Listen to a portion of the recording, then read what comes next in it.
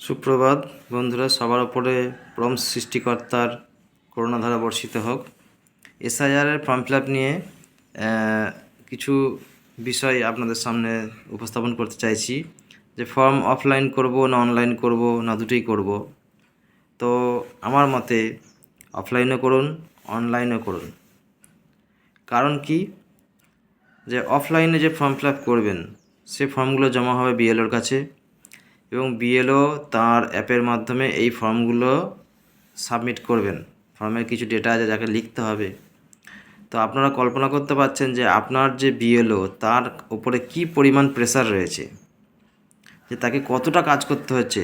তাকে বাড়ি বাড়ি গিয়ে ফর্মগুলো দিয়ে আসতে হয়েছে, সেটা একদিনে হয়নি, কারণ সে একদিনে ফর্ম পায়নি।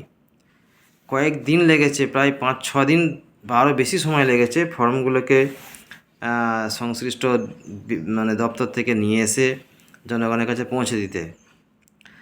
এরপরে আসছে এই ফর্মগুলোকে ফিল আপ করিয়ে সেগুলোকে আবার সংগ্রহ করা। এই যে ফর্ম তো বিতরণ করার কাজটা তো তুলনামূলক সহজ, যে ওনার হাতে এসেছে উনি পৌঁছে দিয়েছেন। কিন্তু এই জনগণ বেশিরভাগ ক্ষেত্রে যে কী ফিল আপ করবো জানি না, বুঝি না, কে করে দেবে, কোথায় কাজ আছে কি জানি না, কাগজ কোথায় রেখে দিয়েছি জানি না। তো এই কারণে, নানা কারণে বা গাফিলতি আছে, নানা কারণে ফর্ম ফিল আপ করতে দেরি হচ্ছে। এখন বিএলও বারবার আপনার বাড়ি যাচ্ছে, উনি 3বার যাবেন, কথা আছে 3বারের বেশি যেতে বাধ্য নন উনি। এবারে বিএলও ফর্মগুলো সংগ্রহ করার পরে সেগুলোকে তাকে তো অ্যাপে আপলোড করতে হবে। তো এই অ্যাপে আপলোড করার সময় তিনি যে একটা ডেডলাইনের একটা আতঙ্কের মধ্যে আছেন, যে এই সময়ের মধ্যে তাকে শেষ করতে হবে কাজ। তো সেই কাজটা করার সময় তার কিন্তু প্রচণ্ড মানসিক চাপ থাকছে। এই মানসিক চাপের ফলে তিনি সেই কাজটা করতে গিয়ে ভুল ত্রুটি করতে পারেন, সম্ভাবনা থেকে যায়। তো যদি আমরা নিজেরা দায়িত্ব নিয়ে অনলাইনে করি কাজটা, তাহলে একসঙ্গে দুটো ফায়দা হয়। এক হচ্ছে আপনি নিজে দেখে নিতে পারছেন যে আপনি ডেটাগুলো ঠিকঠাক ফিট করছেন কি না। যে ডেটাগুলো ওখানে চাইছে সেগুলো আপনি নিজে দিচ্ছেন, যেহেতু আপনি নিজে জেনে নিতে পারছেন যে আমি ঠিকই দিলাম।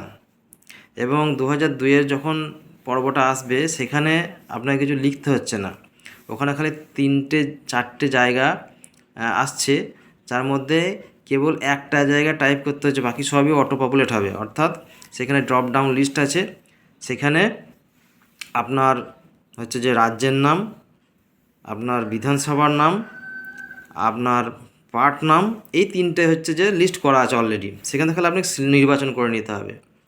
আর নির্বাচন করার পরে আপনি যখন ক্রমিক নাম্বারটা দেবেন, সিরিয়াল নাম্বারটা পুট করবেন, দিয়ে সার্চে ক্লিক করবেন, তখন সঙ্গে সঙ্গে আপনার সামনে ওই 2002 লিস্টে যার নামটা ছিল ওই ব্যক্তির, আপনার নিজের বা আপনার আত্মীয়ের, বাবা মা যার হোক, সেটা কিন্তু ওখানে দেখাবে।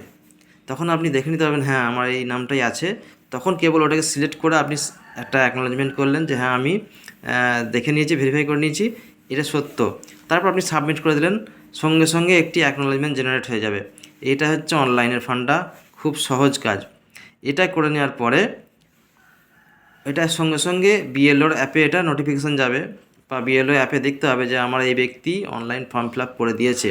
এতে কী হলো, বিএলওর পরিশ্রম একটু কমলো, আপনি নিজের জেনুইনভাবে সাবমিট করতে পারলেন। তো এটা লাভজনক বেশি।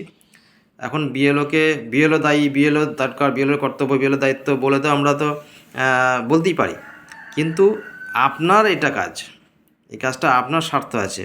সুতরাং আপনি নিজের দায়িত্বে যদি এই কাজটা করে নেন অনলাইনে, তাহলে আপনারই ভালো। আর আপন ভালো পাগলেও বোঝে, তাই না? ধন্যবাদ।